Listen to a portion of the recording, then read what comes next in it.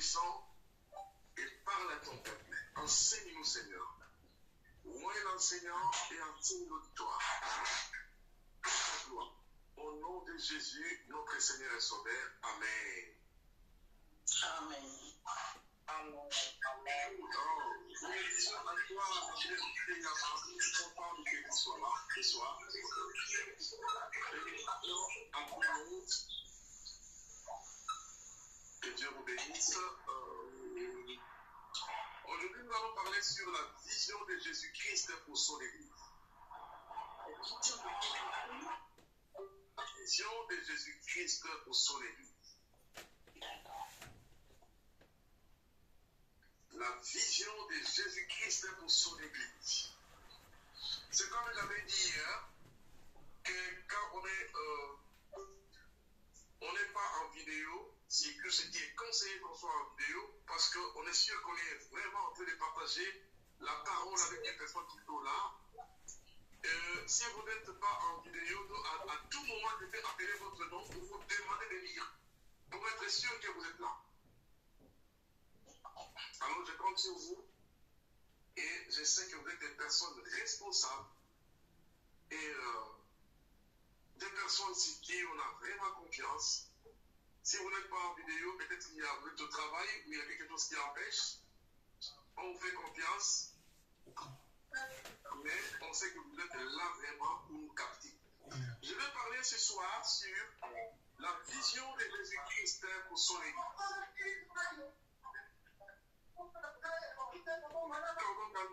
Bonsoir, que Dieu te bénisse. Merci pour le micro. La vision de Jésus-Christ pour son Église est le sujet de ce soir.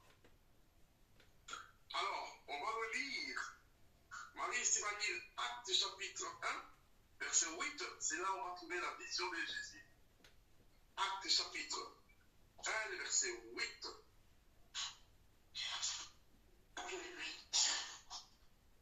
Actes chapitre 1, verset 8. Mais vous recevrez une puissance lorsque le Saint-Esprit viendra sur vous, et vous serez mes témoins à Jérusalem, dans toute la Judée, dans la Samarie et jusqu'aux extrémités de la terre. Gloire à Dieu. Ce verset nous révèle la vision, la pensée ou le projet de Jésus pour son Église. Ce verset nous révèle la vision, la pensée ou le projet de Jésus pour son Église. Il est dit, vous recevrez une puissance. Celle du Saint-Esprit, bien sûr. Et vous serez mes témoins. À Jérusalem, à Judée, à Samarie, jusqu'aux extrémités de la terre. Donc vous allez noter dans votre également que la vision de Jésus est d'atteindre l'humanité avec l'évangile. La vision de Jésus est d'atteindre, la vision ou le projet de Jésus est d'atteindre l'humanité ou toute la terre avec l'évangile du salut. Vous recevrez une puissance et vous serez mes témoins. À Jérusalem, à Judée, à Samarie et aux extrémités de la terre. Et notez encore un autre point que le Saint-Esprit fait de nous des témoins des œuvres de Jésus. Le Saint-Esprit fait de nous des témoins des œuvres de Jésus. Le Saint-Esprit fait de nous des témoins des œuvres de Jésus. Vous recevrez la puissance du Saint-Esprit. Le Saint-Esprit viendra sur vous. Vous serez mes témoins à Jérusalem, à Judée, à Samarie, jusqu'aux extrémités de la terre. Ça, c'est la vision. C'est la vision, le projet de Dieu. Ce qui part dans le cœur de Jésus,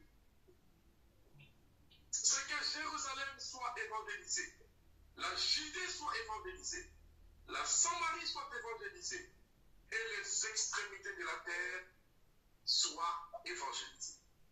Ça, c'est la vision de Jésus. Et notez très bien encore que le Saint-Esprit appuie la vision de Jésus. Alléluia. Le Saint-Esprit appuie ou accompagne la vision de Jésus.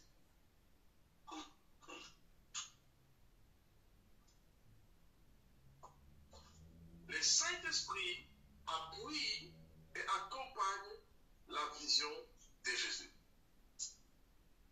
Retenez bien que le Saint-Esprit accompagne la vision de Jésus. Donc, il y a la vision ou le projet de Jésus. Et le Saint-Esprit fait de nous des témoins des œuvres de Jésus. Et le Saint-Esprit appuie la vision ou le projet de Jésus. Très important.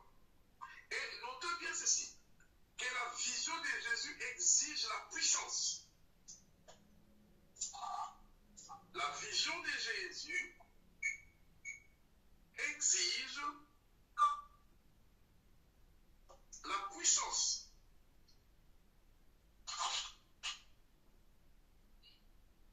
C'est pourquoi il a dit, vous recevrez une puissance. Mais cette puissance ne viendra pas des fétiches ou des marabouts ou des forces de culte. Il a bien précisé que vous recevrez la puissance venant du Saint-Esprit. Jésus-Christ dit que vous recevrez la puissance qui viendra chez les marabouts, ou chez les féticheurs, ou chez ceux qui prédisent l'avenir. Mais il a dit, vous recevrez une puissance venant du Saint-Esprit, et vous serez mes témoins à Jérusalem, à Judée, à Samarie, jusqu'aux extrémités de la terre. Ça, c'est très important qu'il faut retenir que le Saint-Esprit appuie la vision de Jésus-Christ. Le Saint-Esprit appuie la vision de Jésus-Christ. Le Saint-Esprit accompagne la vision de Jésus-Christ. Le Saint-Esprit appuie la vision de Jésus. Le Saint-Esprit accompagne la vision de Jésus. Et nous allons étudier, il existe des sortes de visions. Il existe des sortes de visions. Des sortes de visions, oui, plusieurs visions existent. Mais ici, dans notre contexte, on va étudier des sortes de visions.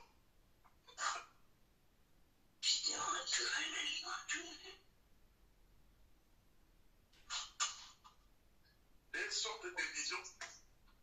Alors, je vais demander à qui? Je vais demander à Maman Myriam de lire. Ça fait longtemps qu'elle n'a pas lu. Je suis content qu'elle soit là ce soir. Est-ce qu'elle est là? Actes des Apôtres, chapitre 26. Verset 19 à 20. Très bien,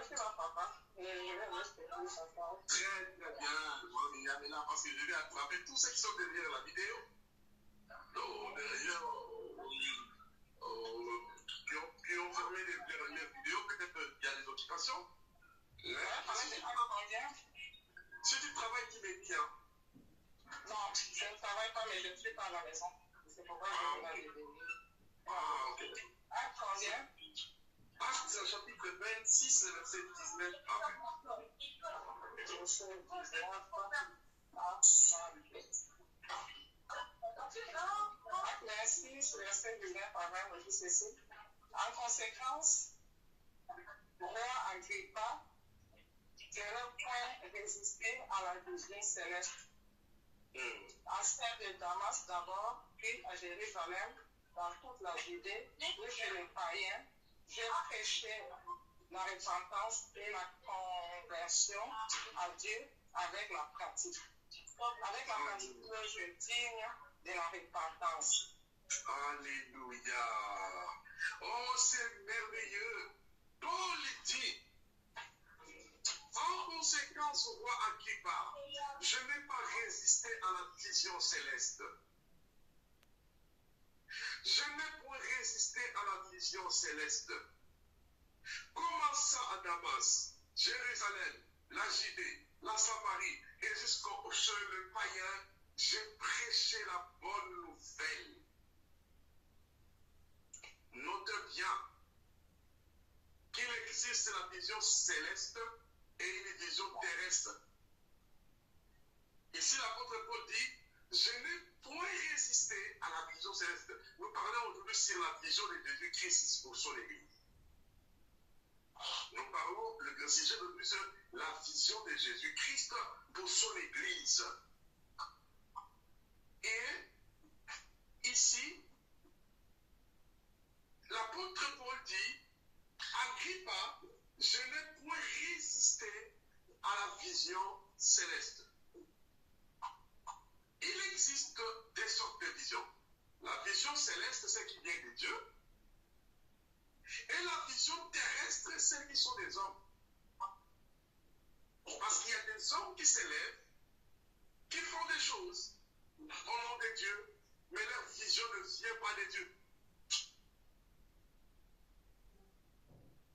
Alors, nous allons voir comment reconnaître la vision qui vient du ciel auprès de Dieu et la vision terrestre qui vient des hommes. Parce qu'on a vu qu'il y a des sortes de visions. La vision qui vient de Dieu et la vision qui vient des hommes. Si Paul a obéi, il n'a pas obéi à la vision terrestre. Il a obéi à la vision céleste parce qu'il a dit que roi Agrippa, je n'ai point résisté à la vision céleste. Merveilleux. Paul a obéi à la vision qui est venue de Dieu, à la vision du ciel. Il était convaincu, conscient que la vision avec laquelle je travaille ne vient pas des hommes, mais c'est une vision qui vient de Dieu.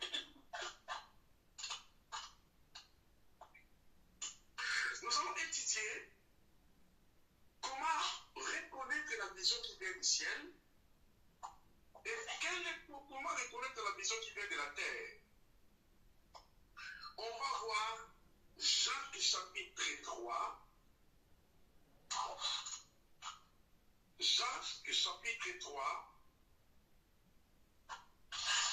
le verset 17 à 18. 17 à 18, Jacques chapitre 3, verset 17 à 18.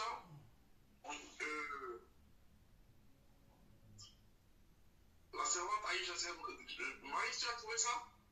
Tu as trouvé Jacques? Oh, tu as dit la Bible, lui. Lisez 17 à 18.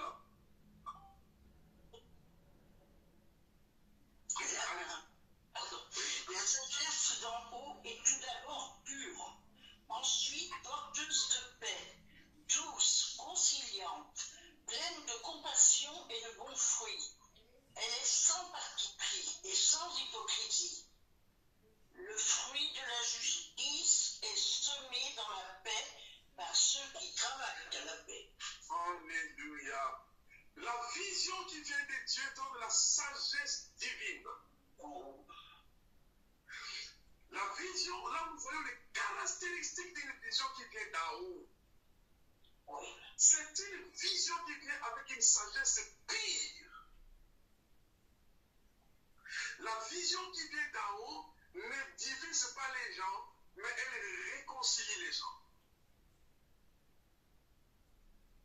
La vision qui vient d'en haut n'égare pas les brebis de Dieu, mais rassemble les brebis de Dieu.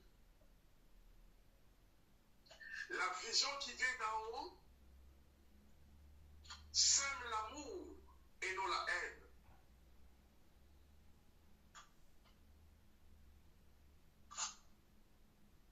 La vision qui vient d'en haut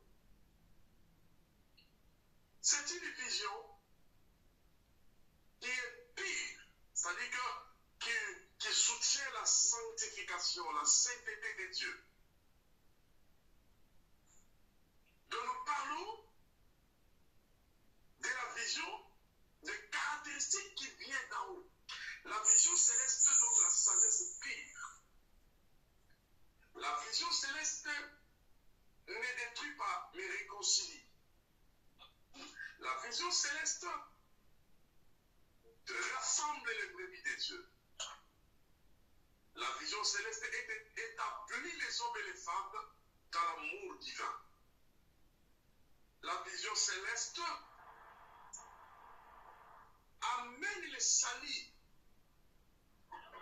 aux extrémités de la terre. La vision céleste, c'est une vision pire qui soutient la sanctification. Donc, si Paul a obéi à la vision céleste, c'est parce que cette vision était une vision qui était pour le bien, pour la compassion, la douceur, l'amour du prochain, pacifique, plein de bonnes herbes et plein de bons fruits. Et il dit là-bas que les fruits de la justice est semé dans la paix. La vision céleste amène la paix dans les familles, dans les vies, dans les églises. Une personne qui fonctionne avec la vision céleste amène la paix et non la destruction.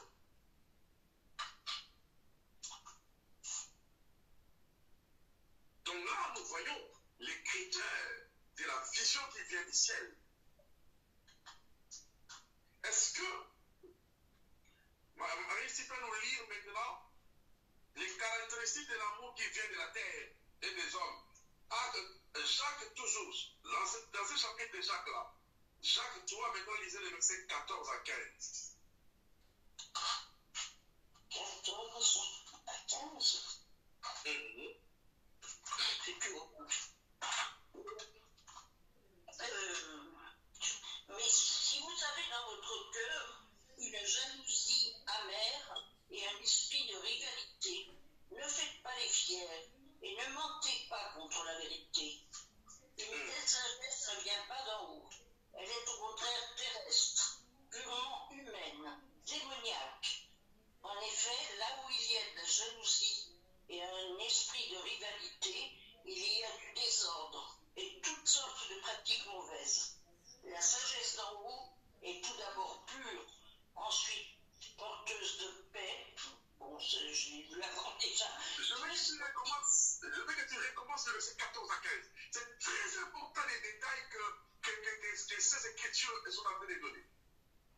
Mais si vous avez dans votre cœur une jalousie amère et un esprit de rivalité, ne faites pas les fiers et ne mentez pas contre la vérité. Une telle sagesse ne vient pas d'en haut, elle est au contraire terrestre, purement humaine, démoniaque. Vous comprenez la pression de la parole, que la vision qui vient de la terre provoque la jalousie, la rivalité, des disputes. C'est tellement vrai. Toute forme de mauvaises choses, c'est tellement humain et à la fin, la Bible dit qu'elle est diabolique et terrestre.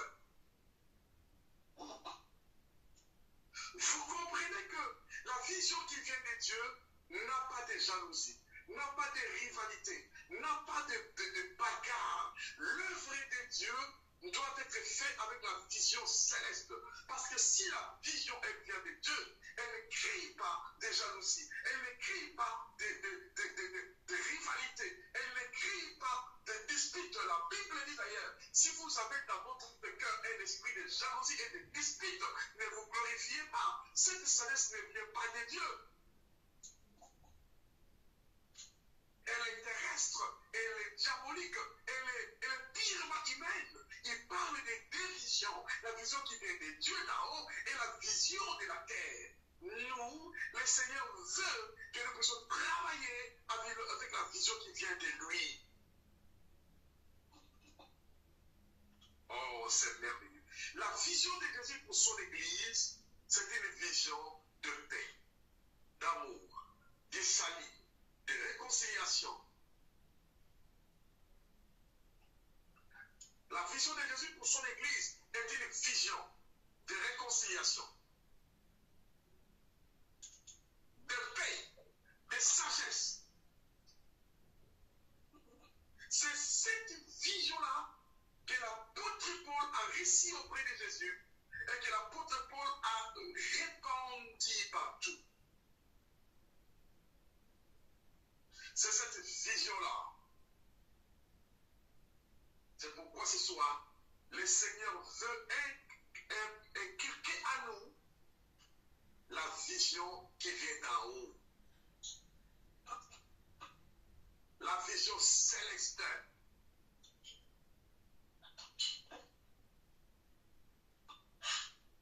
Donc à partir de là déjà, nous pouvons discerner ou savoir, nous situer avec quelle vision nous travaillons.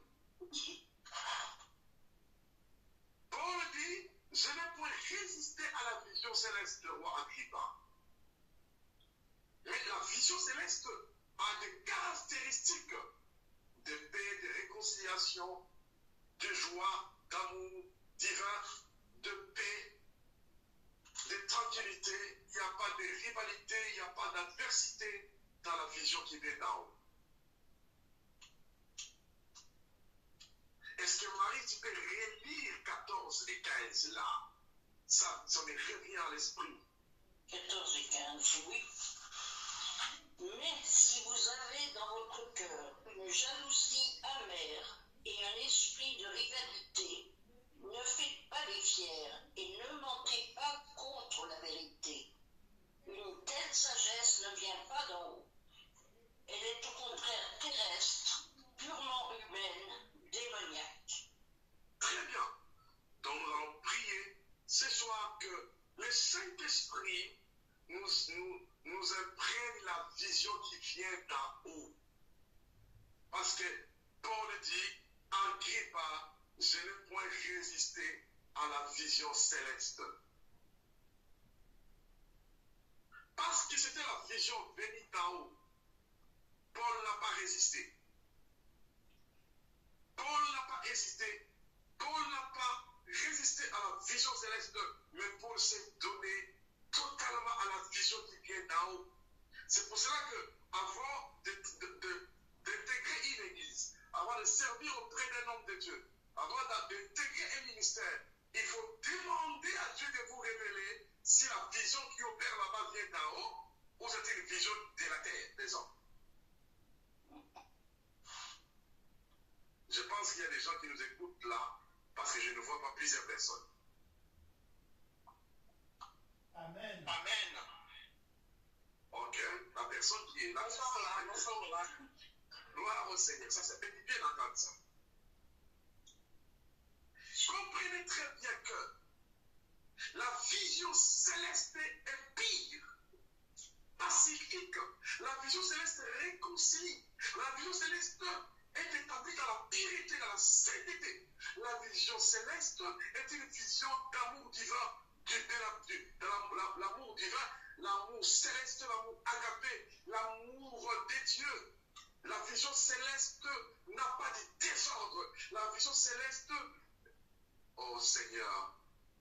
Mais là, le verset 14 à 15 dit, si vous avez dans votre cœur un esprit de dispute et une jalousie, ne vous glorifiez pas. Cette sagesse ne vient pas d'en haut.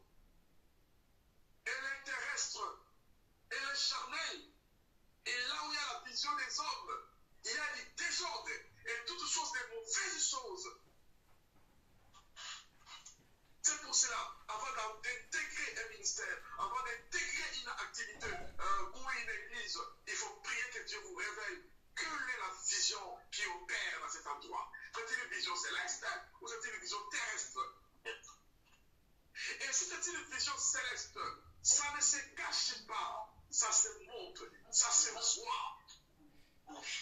Ça se voit par l'amour du prochain, ça se voit par la réconciliation, ça se voit par la crainte de Dieu, ça se voit par le respect mutuel, ça se voit par la communion fraternelle, ça se voit par le fruit de l'esprit et des bonnes choses. C'est pourquoi il faut prier le Seigneur.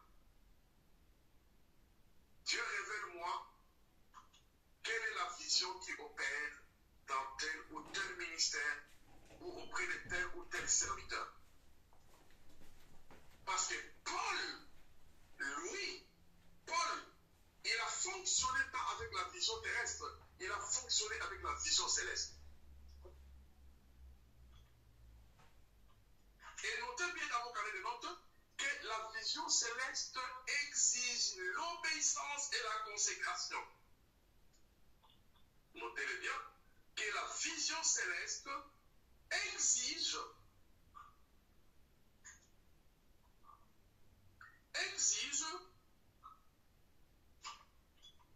l'obéissance et la consécration totale.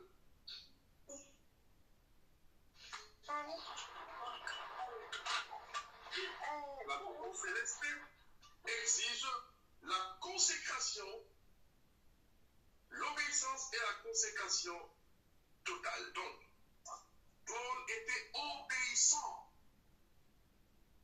à la vision. C'est pourquoi dans Ephésiens chapitre 26, le verset 19 à 20, il a dit, j'ai commencé par Damas, Jérusalem, la Judée, la Samarie, jusque chez les païens, je n'ai point arrêté de prêcher la repentance, le royaume de Dieu, le nom de Jésus-Christ, la parole. Pourquoi? Parce que il avait embrassé la mission, la vision céleste en lui. Nous, en tant que disciples de Jésus-Christ, nous, en tant que chrétiens et chrétiennes, nous avons compris la mission. Vous allez noter ceci. La différence entre un disciple de Jésus, la différence entre un disciple et un croyant.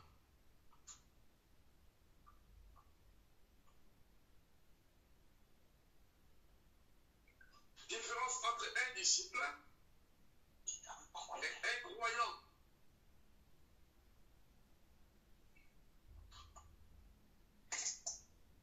Je l'ai dit ceci. Un disciple est comparé à un militaire, un soldat.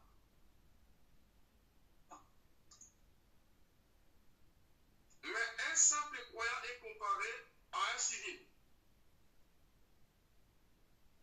Là, je pense que vous pouvez très bien comprendre la différence qui existe entre un militaire et un simple civil. Donc, ce sont des exemples d'abord le plus simple.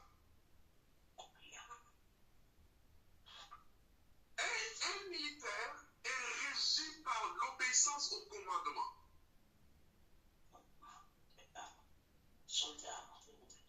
Un soldat, il est régi, il fonctionne que pour l'obéissance au commandement indéfectible de ses officiers de haut gradé. Donc, ça veut dire qu'un soldat, il est régi par l'obéissance aux ordres donnés. Mais un civil, il peut se comporter n'importe comment. Il n'y a personne qui est derrière lui ou derrière elle pour faire pression. Mais Jésus veut que nous soyons une armée de soldats de Jésus-Christ qui obéit à la vision. Jésus-Christ veut que nous soyons des soldats qui obéissent aux ordres de la vision.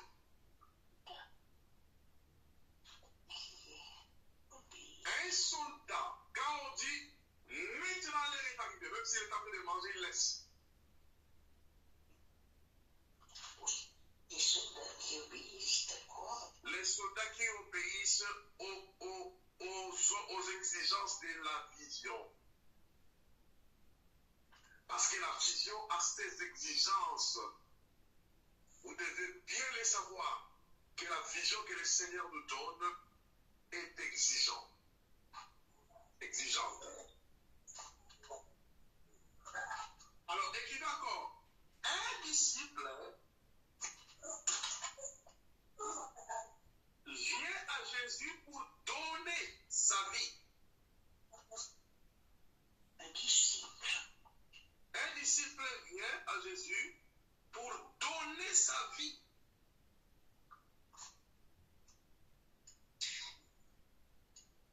Comme une offrande.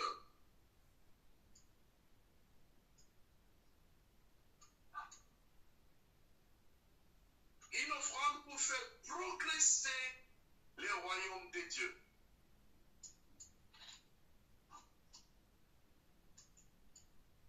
Pour faire progresser le royaume de Dieu. Un disciple vient pour donner sa vie, donner son temps, donner ses biens, donner son argent, donner pour le Seigneur. Mais un croyant vient pour demander seulement auprès de Dieu. La différence entre un croyant et un disciple vient pour donner au Seigneur sa vie, son temps, son argent, c'est bien. Mais un croyant vient pour demander seulement à Dieu pour ses propres intérêts à lui.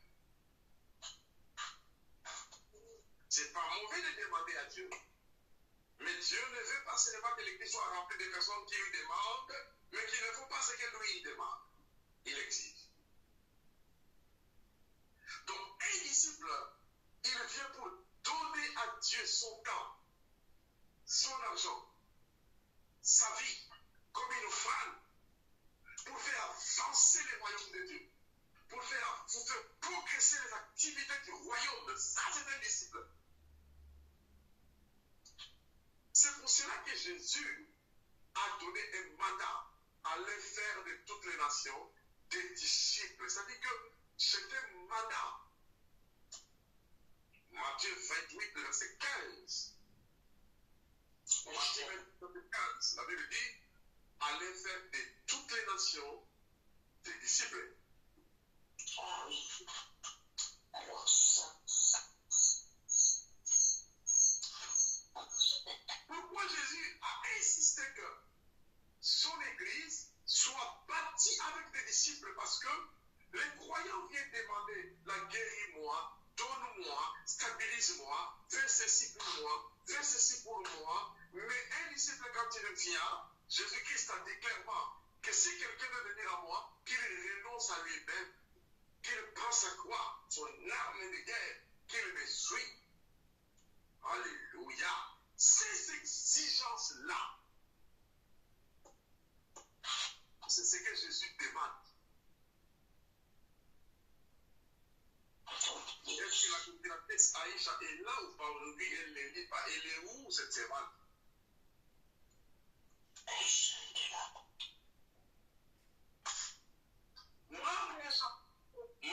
Oui, tu vas dire de ça que j'étais piégé. Tu étais très très loin du téléphone. Et je veux que tu t'approches. Marc chapitre 10, le verset 28. Marc. Lisez-nous ça.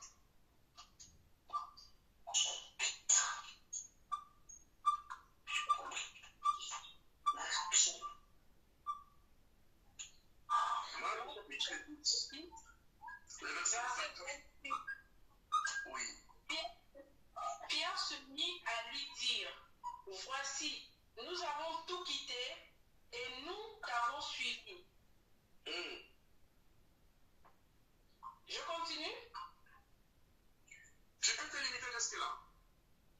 Pierre dit, nous avons tout quitté et nous t'avons suivi. C'est le langage des disciples.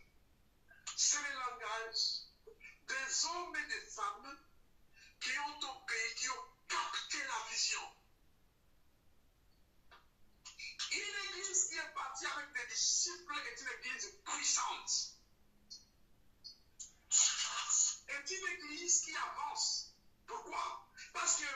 disciples sont des soldats qui obéissent à la vision. Ils sont prêts à tout quitter.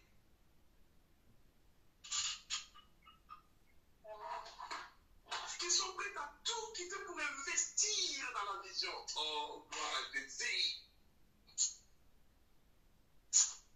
La différence entre les croyants donnent des esquisses. Les croyants s'échappent.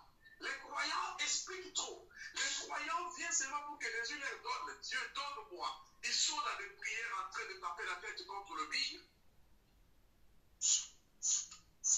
Dieu donne-moi. Dieu guéris-moi. Dieu fait ceci pour moi. Dieu tout ceci. Ça, ce sont des prières des croyants.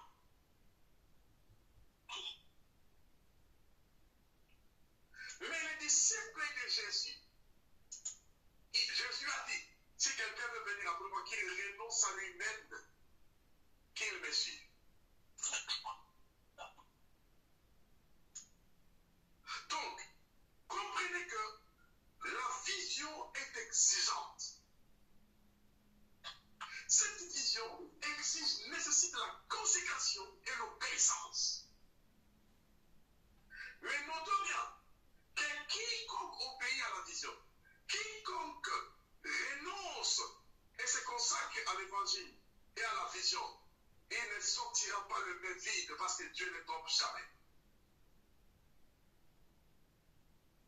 Alors la servante Aïcha continue maintenant la lecture dans les mêmes textes, mais dans la verset 28 à 30.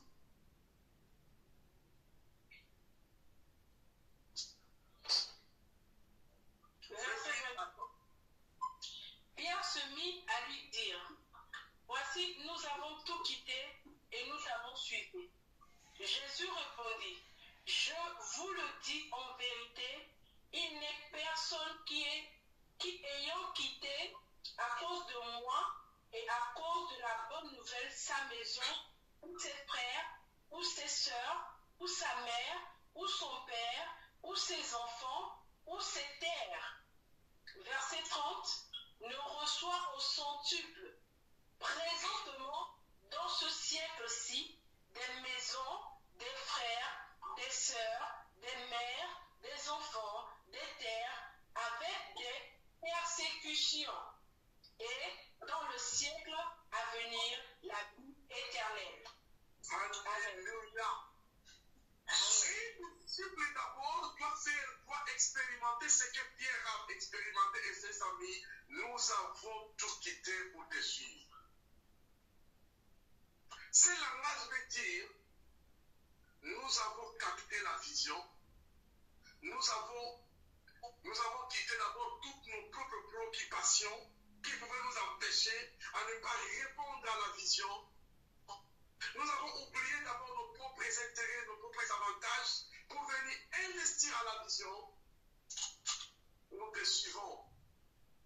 Un vrai disciple de Christ, il donne d'abord la priorité à la vision du royaume de Dieu. Parce que Dieu prend soin de ceux qui l'accompagnent. Dieu prend soin de ceux qui investissent dans son royaume.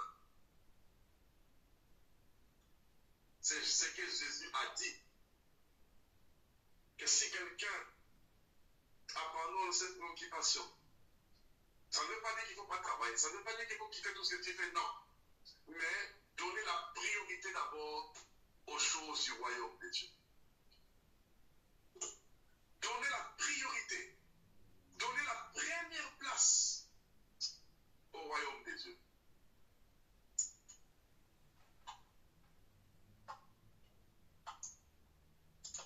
Très important. Nous allons écrire un autre point. La vision, c'est répondre au cri du cœur de Jésus. La vision, c'est répondre au cri du cœur de Jésus.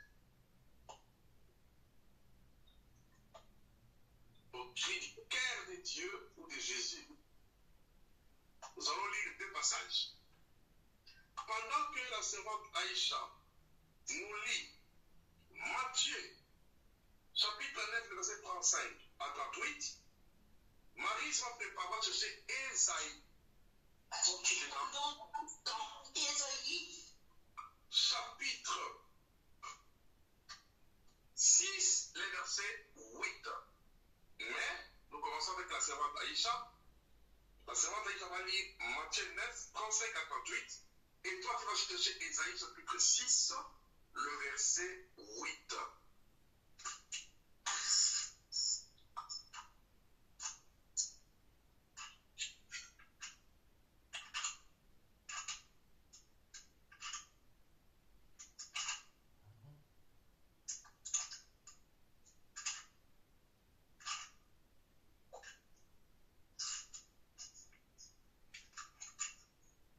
Je suis pas sûr qu'Aïcha ait entendu. Est-ce qu'elle est là? Vous avez dit Mathieu, je suis là, vous ne m'envoyez pas. Je ne vous vois pas. Mais Non. comment si je ne vous vois pas, je ne vois pas Marie, je ne vous vois pas vous. Ben nous, on Mais peut non, pas. elle ne voit pas. Aïe, Vous savez que il y a un problème avec lire après je peux la revenir. Mais je suis là. lisez d'abord avant de raccrocher après tirer. Oui, lis d'abord. Oui. Ah, ok. Matthieu 9, 35. 35 à 38. D'accord. Je lis la parole de Dieu. Amen. Jésus parcourait toutes les villes et les villages, enseignant dans les synagogues, prêchant la bonne nouvelle du royaume et guérissant toute maladie et toute infirmité. Voyant la foule, il fut ému de compassion pour elle, parce qu'elle était languissante et abattue comme des brebis qui n'ont point de berger. Alors il dit à ses disciples, la moisson est grande, mais il y a peu d'ouvriers. Verset 38. Priez donc le maître de la moisson d'envoyer des ouvriers dans sa moisson. Alléluia. Ça, c'est le cri du cœur de Jésus. La moisson est grande, mais il y a peu des ouvriers. Priez le maître de la moisson en fait qu'il envoie ses ouvriers dans sa moisson. Le cri du cœur de Jésus. Et on va lire Ésaïe chapitre 6, le verset 8. Maryse. j'ai entendu le Seigneur dire, qui vais-je envoyer et qui va marcher pour nous? J'ai répondu, me voici, envoie-moi. Alléluia. Jésus-Christ se révèle une chose très importante. Il dit, la moisson est grande, mais il y a peu d'ouvriers. Priez le maître de la moisson. Notez bien que le champ de Dieu est rempli de personnes que Dieu n'a pas envoyées.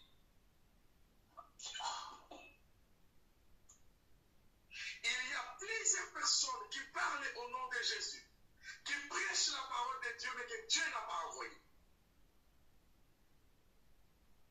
Qui fonctionnent avec des visions terrestres, qui manifestent les œuvres de la chair, qui ne fonctionnent pas avec la vision céleste. Mais Jésus-Christ dit, priez le maître de la moisson pour qu'il envoie ses propres ouvriers. Oh Jésus.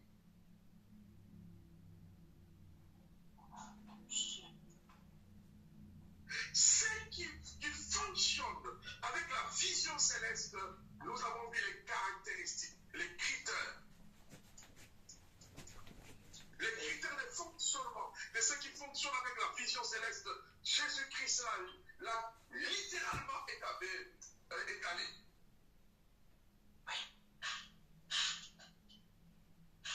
Priez le maître de la moisson. Et là où Marie dit, la Bible dit, j'entendis la voix du Seigneur, disant, qui enverrai-je? Qui marchera pour nous? Et j'ai répondu, me voici, envoie-moi. Donc, écrivez, Dieu cherche un cœur disponible.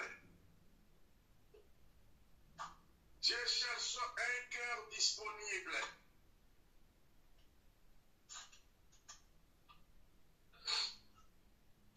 Dieu cherche un cœur disponible, c'est-à-dire que la disponibilité dans la vision.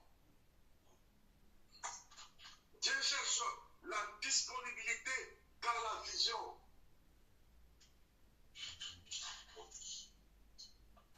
Dieu a besoin des hommes et des femmes disponibles à répondre à l'appel. Un jour, j'étais en train de lire dans la Bible, c'est la Matthieu chapitre 1, c'est le verset là. L'un des disciples de Jésus vient dire à Jésus, Maître, mon père est décédé, laisse-moi partir enterrer mon père, s'il vous plaît. Je reviendrai et je viendrai te suivre. Jésus répondit, laissez les morts enterrer les morts, mais toi viens et suis-moi. Comprenez que pour moi, je dis, mais le sauveur de l'humanité n'a l'humanité en lui ou pas? Là, Jésus ne le disait pas aux croyants. Jésus ne le disait pas à la foule. Jésus ne le disait pas à n'importe qui. Il le disait à ses disciples, à ses serviteurs. Ça révèle combien l'appel de Jésus et la vision de Jésus est très, très, très exigeant. Ça veut dire que l'appel de Jésus, la vision de Jésus exige la rigueur. Jésus-Christ, comment je peux dire ça? Il va lui dire, laissez ton père pour la terre là-bas. Mais toi, viens et suis-moi. Et tu auras la vie éternelle. Oh Jésus. Quelle est la leçon? Est-ce que la servante Aïcha a trouvé ça ou pas? Oui, j'ai trouvé. Lisez ça, s'il te plaît, merci, c'est gentil. Luc 9, verset 60. Alors écrivez ce chapitre-là. Parce qu'il dit, pardon, le pasteur a inventé ce texte-là. Non, je ne l'ai pas inventé. Reste pas que la servante nous a trouvé ça. Lisez ça. C'est parti à partir du verset 59. Ok. Chapitre combien? Chapitre 9. Luc 9. Chapitre 9. Luc 9, verset.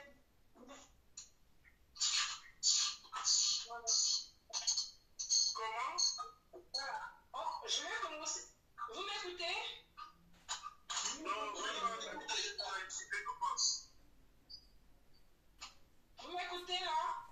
Oui, là, ça va. Donc, je lis à partir du verset 58.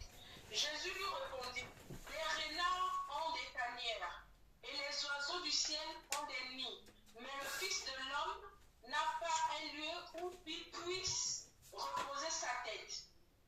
Il dit à un autre, suis-moi. Et il lui répondit, Seigneur, permets-moi d'aller d'abord ensevelir mon père.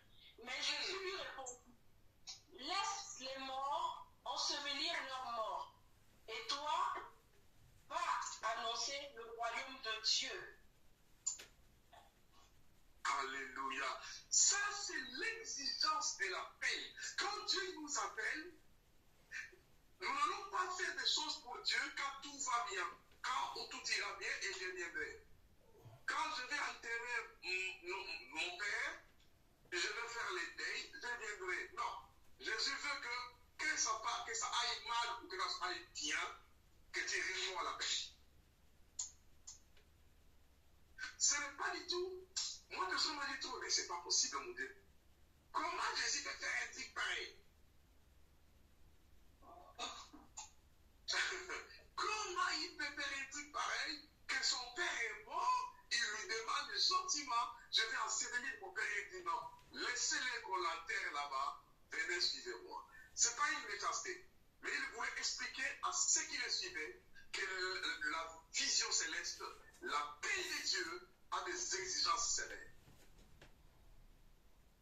Jésus-Christ ne veut pas que l'équipe de personnes qui travaillent avec lui soit des personnes qui se donnent quand tout va bien. Mais quand ça ne marche pas bien, lui, il ne veut pas. Non, il ne veut pas ça. Il veut qu'on se donne tout entier à lui que ça aille bien ou pas. C'est pourquoi la Bible dit que l'occasion soit favorable ou non. Prêche l'évangile. Ça veut nous dire ceci, que même dans la douleur la plus profonde de l'intérieur, mais si la mission, le mandat nous exige, on répond d'abord à la mission.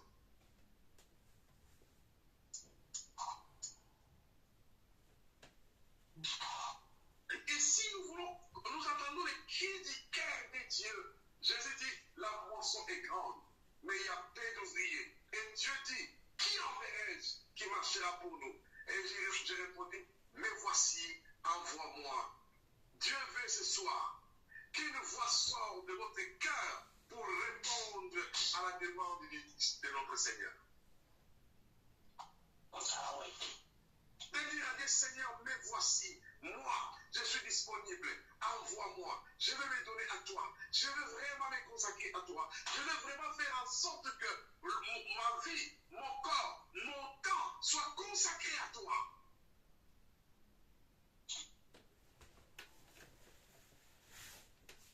Jésus-Christ veut que son équipe soit une équipe des hommes et des femmes qui sont prêts à tout abandonner. Oh, voilà pourquoi Dieu a utilisé très puissamment ces hommes-là. Voilà pourquoi cette équipe était puissante. Pourquoi? Parce que c'était une équipe de soldats. C'était une équipe composée des hommes qui ont renoncé à tout. C'est pourquoi Jésus ne voulait pas qu'on fasse des croyants. Il a dit, le grand mandat ne dit pas allez faire des croyants. Le grand mandat dit allez faire des disciples. Un disciple, c'est un soldat.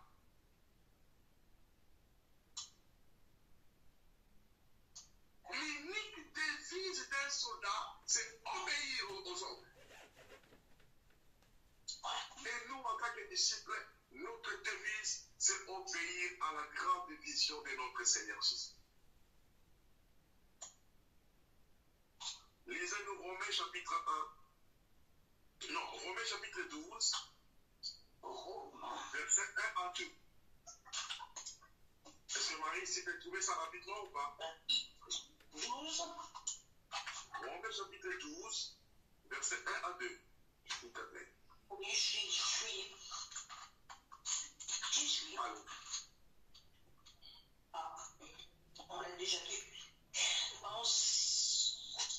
Je peux y aller? Oui, tu peux dire. Mais 1 à 2, oui. En ce qui concerne les réalités spirituelles, je ne veux pas, frères et sœurs, que vous Ça, c'est Romain? Ça, c'est Romain? Non. Romain chapitre 12. Non, Chapitre 12. excusez-moi, je me suis trompé. Ok. Romains chapitre 12. 12, Romains chapitre 12. 1 à 2. 1 à 2. Je vous encourage donc, frères et sœurs, c'est bon là, par les compassions de Dieu, à offrir votre corps comme un sacrifice vivant, saint, agréable à Dieu.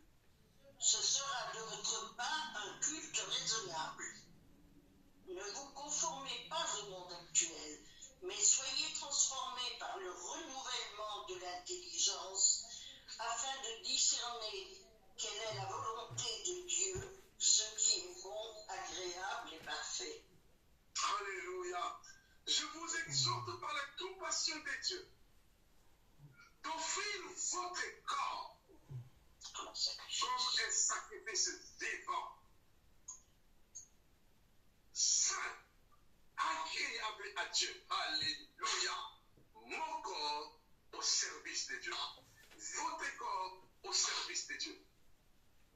Comme un sacrifice vivant, saint et agréable à Dieu. Ce qui sera de votre part un culte raisonnable. Ce qui sera de votre part un culte raisonnable. Offrez votre corps à Dieu. C'est-à-dire que Dieu demande notre corps comme une offrande. Et il demande de l'offrir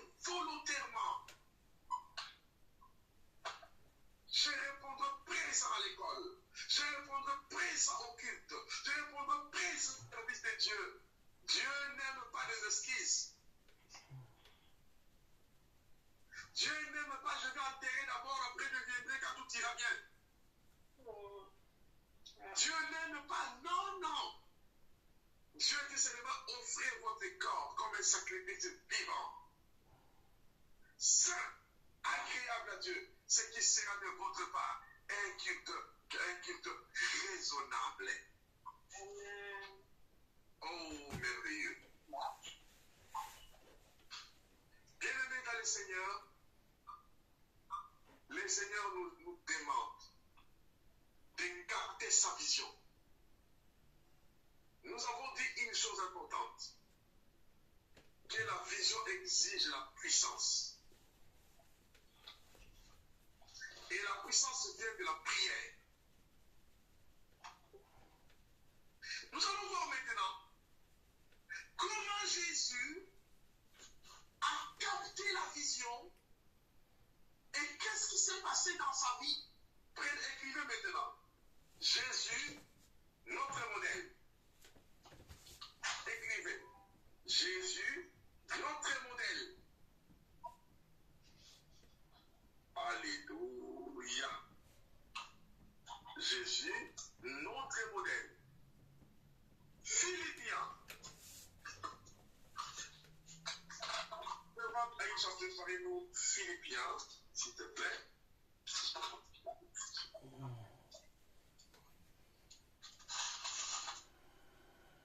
Le verset 5.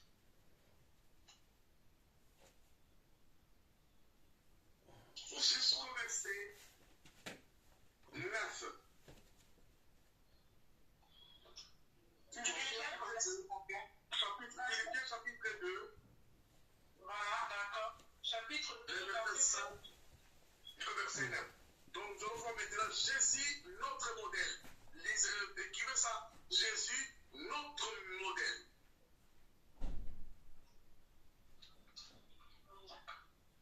Allez-y. Philippiens chapitre 2, verset 5, d'accord? Chapitre 2, verset 5 à 9.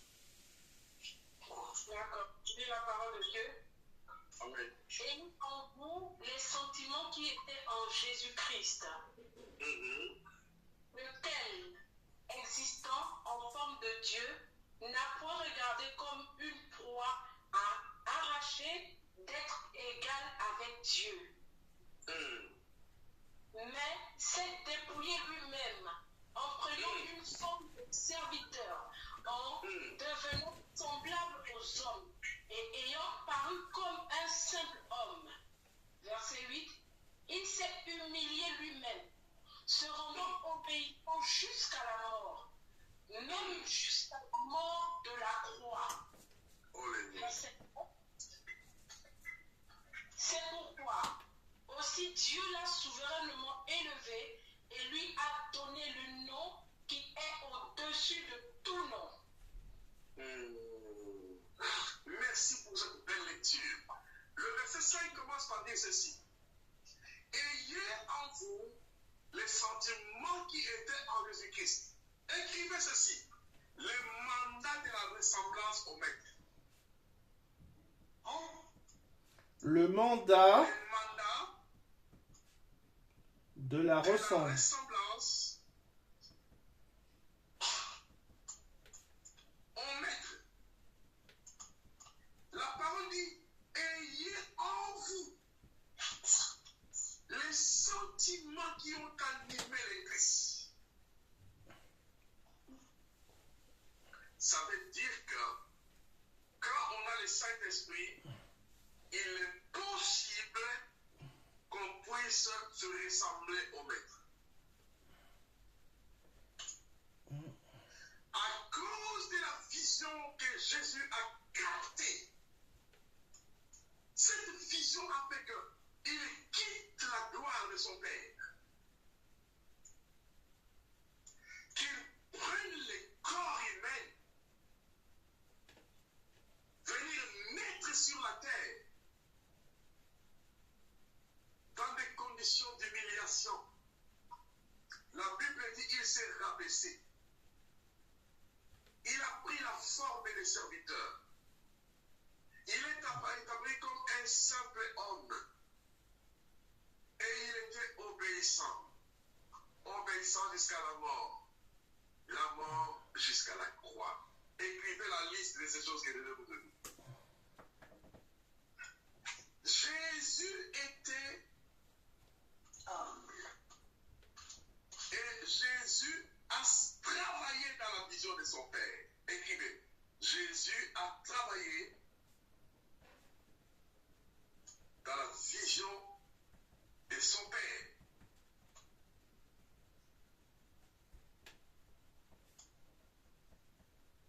Deuxièmement, Jésus a quitté son confort.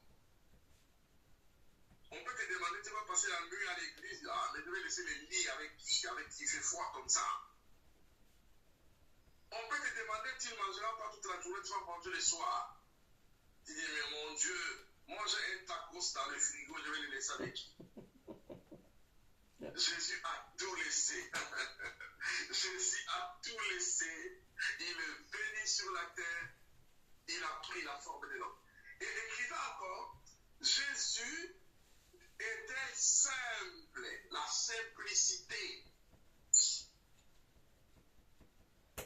La Bible dit, ayant paru comme un simple homme.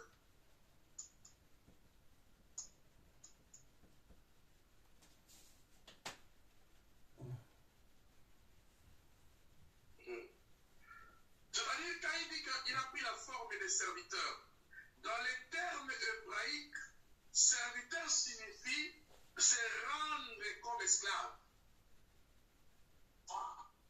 Parce que dans les termes hébraïques, serviteur veut dire l'esclave du chef.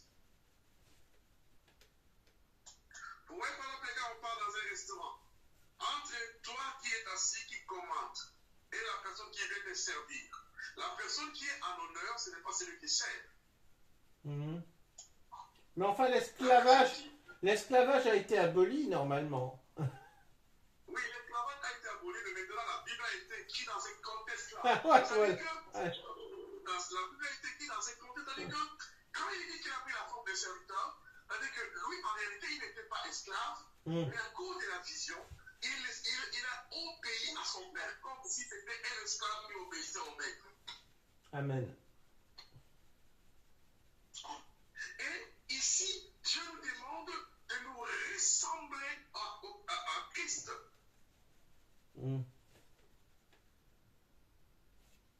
Ça veut dire que quand on a la vision de Dieu, quand on travaille avec la vision céleste, cette vision nous amène à l'humilité. Cette vision peut nous déplacer de notre confort, nous amener dans des endroits peut-être qui ne sont pas confortables. Cette vision peut faire que nous soyons des simples personnes. Il ne faut pas qu'on soit vraiment avec des exagérations.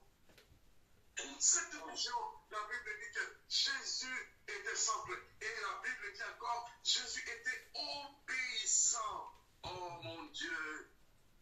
Il était obéissant. Oh, merci à vous tous, mes amis. Quand je demande que ceci du Père, lisez la Bible, dites-le rapidement. Ça, c'est quand même... C'est quand même... Oh, ça c'est la ressemblance au Père, que Dieu vous bénisse. Oh, mais mon pasteur, c'est pas de l'esclavage, ça, quand même. Non, ce n'est pas de l'esclavage. C'est une forme de dire que si personne n'a rendu Jésus esclave. Mais, oui, il y a des parties pratiques. Tu as quelque chose à dire, pasteur? Oui, vous avez parlé du mandat de la ressemblance au maître. Jésus a travaillé dans la vision de son père, mais la seconde assertion, je n'ai pas bien saisi. Ah, d'accord. Jésus a travaillé dans la vision de son père. D'abord, on a dit que nous avons le mandat de la ressemblance au maître. D'ailleurs, il y a un verset qui m'a échappé, heureusement que le Saint-Esprit m'a ramené ça. C'est Luc chapitre 6, verset 40. Luc 6, 40. Aujourd'hui, je demande à la seconde à initialiser ça. Luc 6, 40, nous allons bien expliquer sur le mandat de la ressemblance au maître.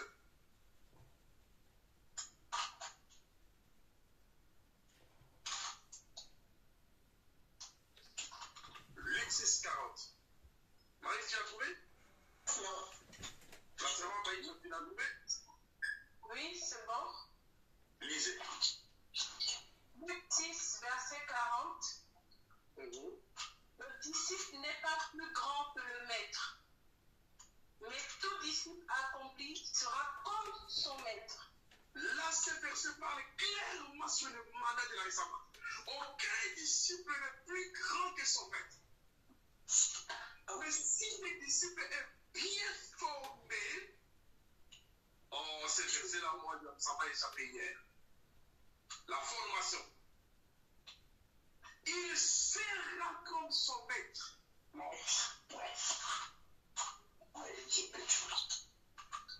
Le mandat de la ressemblance au maître, on a dit que Jésus a travaillé dans la vision de son Père. Quand il a capté la vision de son Père, cette vision a fait qu'il ait confort au ciel, qu'il vienne sur la terre. Cette vision a fait que Jésus puisse prendre la forme d'un simple serviteur. Jésus n'est pas venu sur la terre pour être servi, mais pour servir. Cette vision a fait que Jésus-Christ puisse prendre, peut être simple, parce qu'il a dans Philippiens chapitre 2, le verset 5 à 9, on a dit qu'il était devenu simple, il avait la simplicité. Dans les mandats de la ressemblance, chaque homme de Dieu, chaque servant de Dieu doit se poser une question. À quoi je me ressemble au maître? Le maître était un homme de prière. Il a commencé son ministère de la prière, il est mort avec la prière. Le maître était obéissant. Le maître était plein de compassion, plein d'amour. Le maître s'est donné tout entière à l'œuvre pour accomplir la mission de son Père. Écoutez encore, que le maître a accompli sa mission totalement. Jean chapitre 19, le verset 30. Jean 19, 30.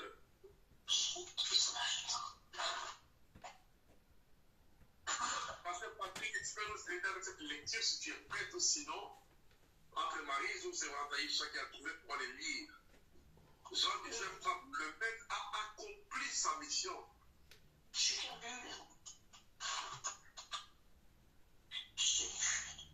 Jean 19, verset 30. Oui. Il y a quelqu'un qui l'a trouvé?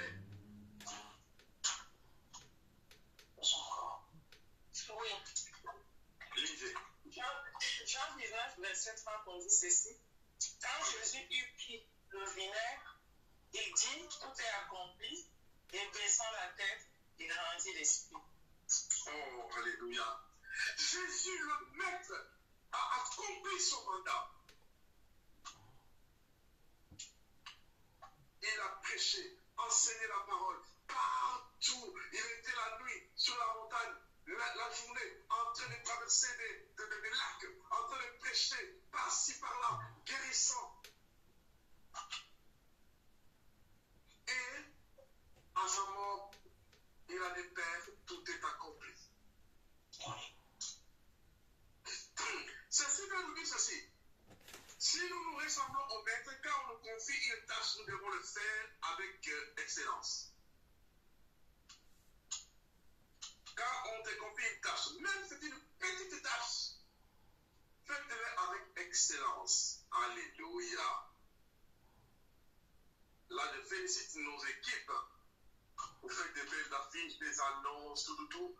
Ces derniers temps, la conseillère ne fait pas de pubs, de publicité avec des vidéos. Je ne sais pas, il est fatigué ou comment? Tout il recommence. Tu vois? Donc, Jésus-Christ a accompli sa mission, son mandat. Il dit, Père, tout est accompli. Ça veut dire que nous, si nous ressemblons au maître, chaque tâche que le Seigneur nous confie, nous devons le faire avec excellence, avec une consécration, avec un dévouement. Même quand je ne peux pas pour venir enseigner ici, je prends des heures et des heures. Je prie, je regarde la montre. Si je suis sorti quelque part, je fais tout pour qu'il soit à l'heure. Là, je dois enseigner ce soir. Oh mon Dieu, le maître aimait enseigner, le maître prêchait, le maître aimait les hommes, le maître, il aimait partager l'évangile avec les autres. Si j'aime le maître, je veux me ressembler à lui. Amen. Le maître était plein d'amour.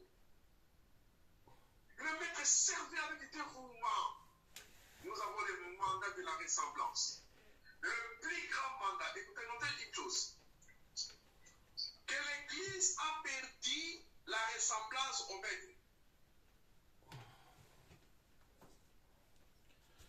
L'Église du XXIe siècle a perdu la ressemblance au maître. S'il y a une conquête à faire, nous, en tant que les hommes de Dieu, de la conquête de la ressemblance au maître. Sa façon d'agir, sa façon de faire, nous devons nous ressembler au maître. Il était obéissant jusqu'à la mort sur la croix. Après, toutes les églises, mon pasteur, ne sont pas pareilles. Ceux qui vous ont dans leur église ont beaucoup de chance. Moi aussi, je me force de me ressembler au maître. Ah, mais vous y arrivez. Donc, on fait tous des efforts pour que le Christ se manifeste en nous. Pourquoi on a appelé les chrétiens, le croyant les chrétiens? C'est parce qu'on a vu le Christ en eux. Tu vas voir, quand trouvé moi cette verset-là, pour la première fois en Antioche, on a appelé les croyants les chrétiens. Ça veut dire que des personnes qui ressemblent au Christ.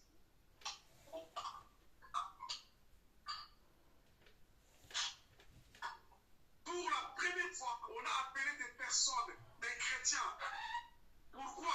C'est parce que ces gens-là ont ressemblé au maître. On a vu les œuvres du maître dans leur vie. Donc nous avons un mandat, le mandat de la ressemblance au maître.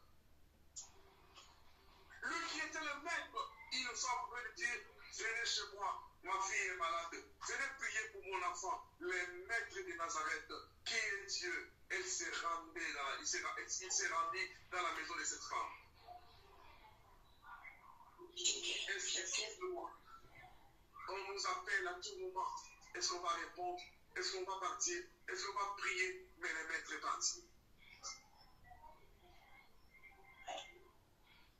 Le mandat de la ressemblance au maître. Lisez ça. Lisez ça, s'il vous plaît.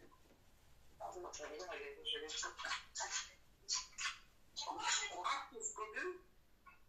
11, 6. Ah, écrivez ça d'abord dans les notes.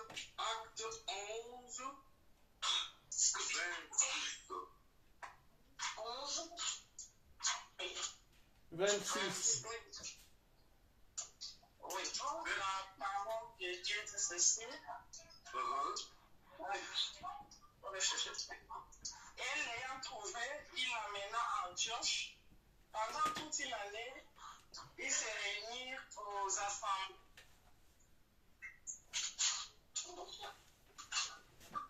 Aïcha?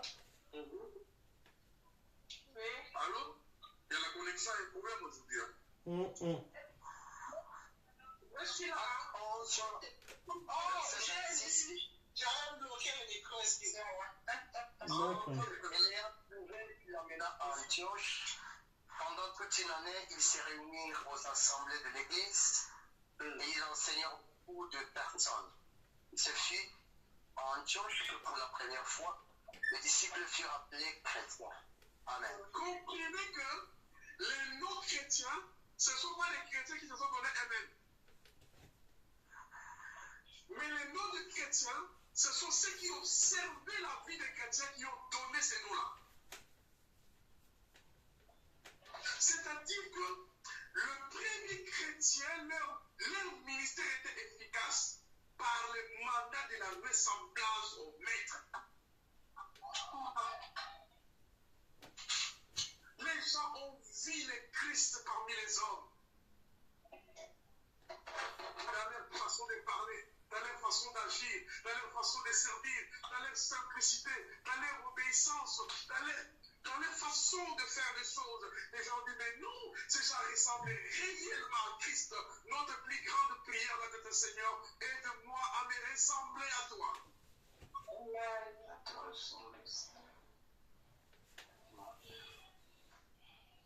Si l'Église perd la puissance, si l'Église perd l'efficacité, c'est parce qu'on ne voit pas l'image de Christ à nous.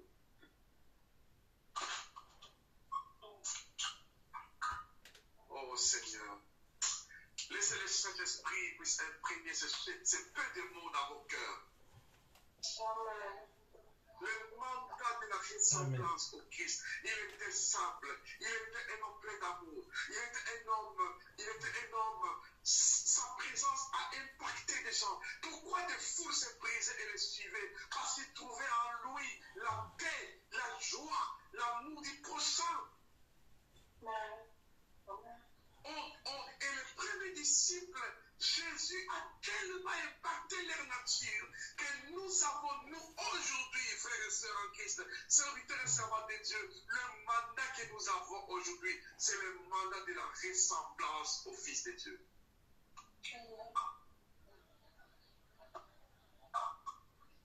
Les gens ont appelé les croyants les chrétiens pour la première fois parce que leur vie reflétait l'image du Christ.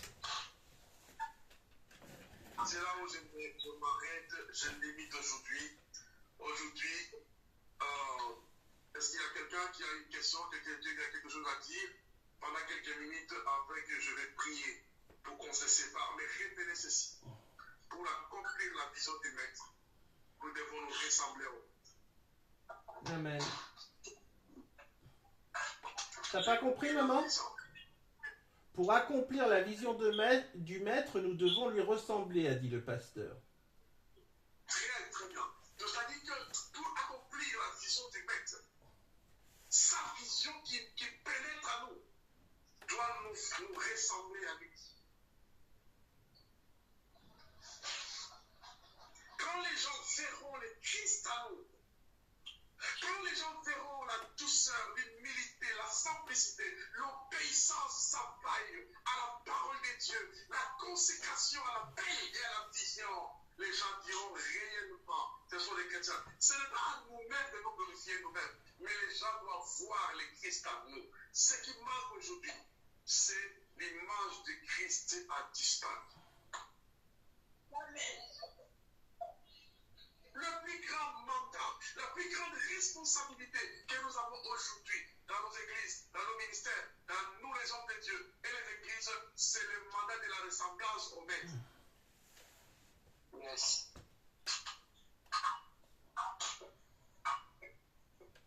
Est-ce que vraiment nous sommes comme le Maître? Comment il était? Comment il parlait? Lisez les évangiles, tu verras comment le Maître était.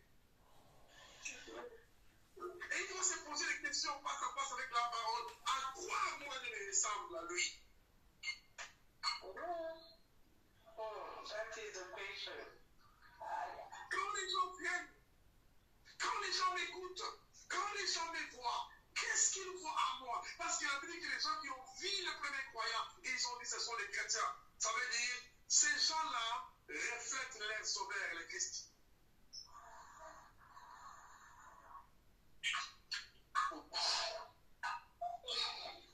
Le mandat de la ressemblance au Maître a fait que le ministère apostolique soit un ministère puissant. Le mandat de la ressemblance au Christ, par sa vie, par ses miracles, par sa consécration, par sa passion de chercher Dieu, par... Oh Jésus, j'étais en train de lire la Bible et que Jésus a prié jusqu'à ce que la sueur de son front se transforma en des gouttes de sang. Quelle puissance de la prière! Nous devons ressembler au Christ dans la prière, dans la passion d'enseigner, dans l'amour du prochain, dans la compassion envers les gens qui souffrent. Jésus avait compassion quand il voyait des foules malades, aveugles, pauvres. Il était ému de compassion. Cette compassion a quitté les gens.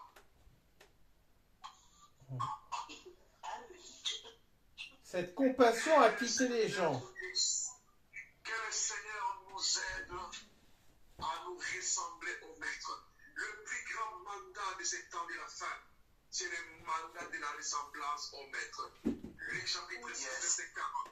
Aucun disciple n'est plus grand que son maître. Mais si le disciple est bien formé, il sera comme son maître. Il sera rassemblable au maître. Le monde a besoin de voir le maître en nous. Amen. Oh Saint-Esprit, je te prie ce soir que ce paix de mots pénètre les cœurs de tes enfants. Amen. Je te prie au nom de Christ Jésus. Père, aide-moi à me ressembler à toi, Seigneur. Yes. Aide mes frères, Seigneur, à se ressembler à toi. Par ta consécration, par ton amour, oh mon Dieu, par ta compassion avec les gens, par ton désir indescriptible de servir. Que cette parole, Seigneur, qui entre dans les oreilles de tes enfants, apporte la bénédiction. Au nom de Jésus le Christ, nous avons ainsi prié. Amen. Amen. Bien-aimés dans les Seigneur. Si le premier apôtre ont gagné leur génération parce qu'ils se ressemblaient au maître.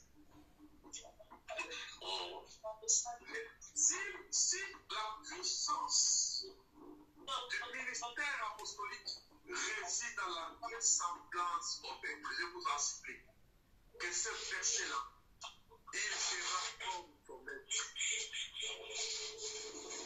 Le maître ne bloquera pas la pluie, il était à genoux après le prix.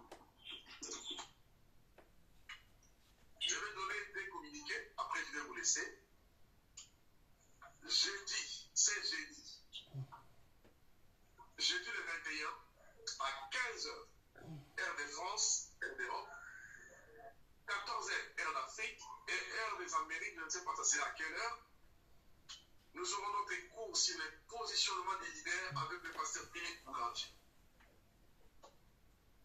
Le positionnement des leaders, ce sont des enseignements très puissants de leadership.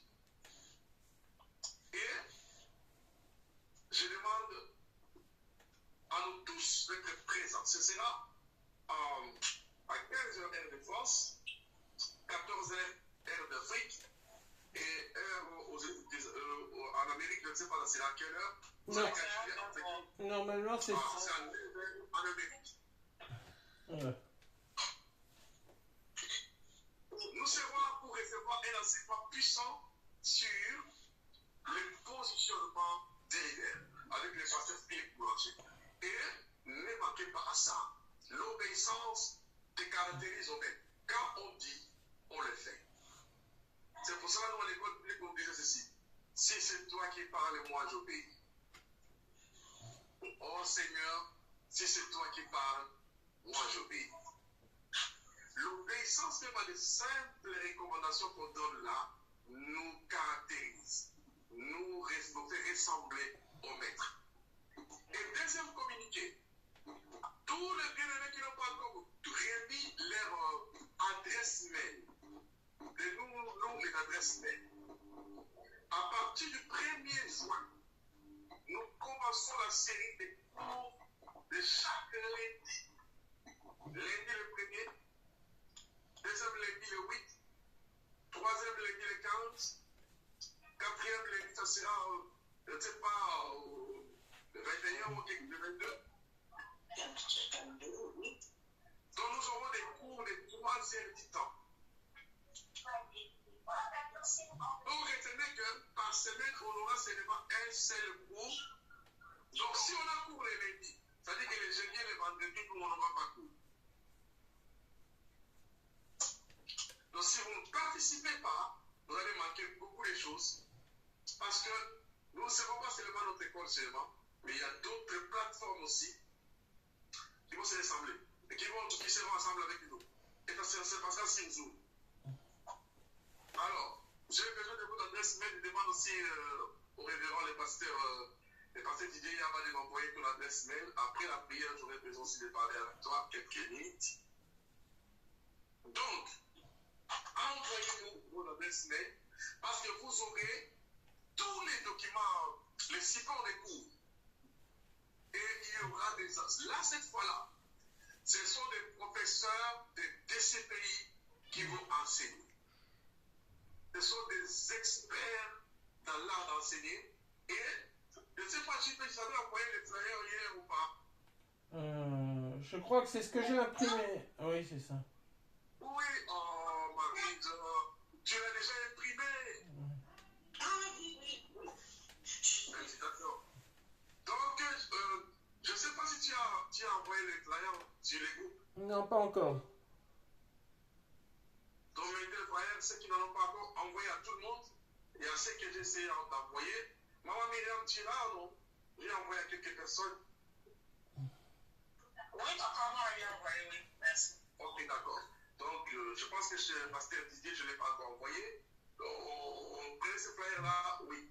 Je vais vous envoyer ça tout de suite. Envoyez-nous vos adresses mail. À partir de la semaine prochaine, vous aurez déjà tous les supports des cours. Ça sera enrichissant. Je vous dis, à la fin, il y aura un certificat. On va vous remettre directement d'essayer ça à votre direction parce que le bureau général de DCPI est aux États-Unis. Donc, nous aurons la chance de nager dans l'océan de connaissances extrêmement profondes et puissantes au terme de la parole de Dieu. Tiens, mes connaissances.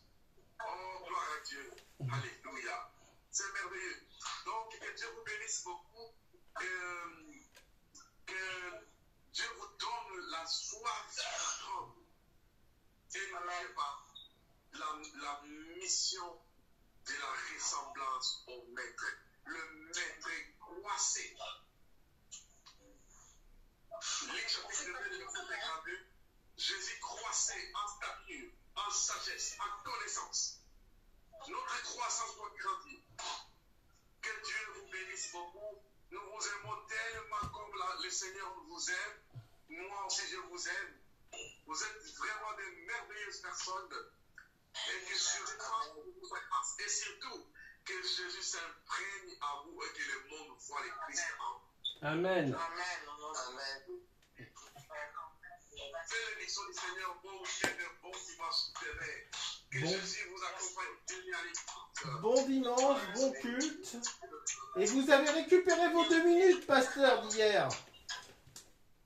Comment? Vous avez récupéré vos 2 minutes d'hier. Mais comme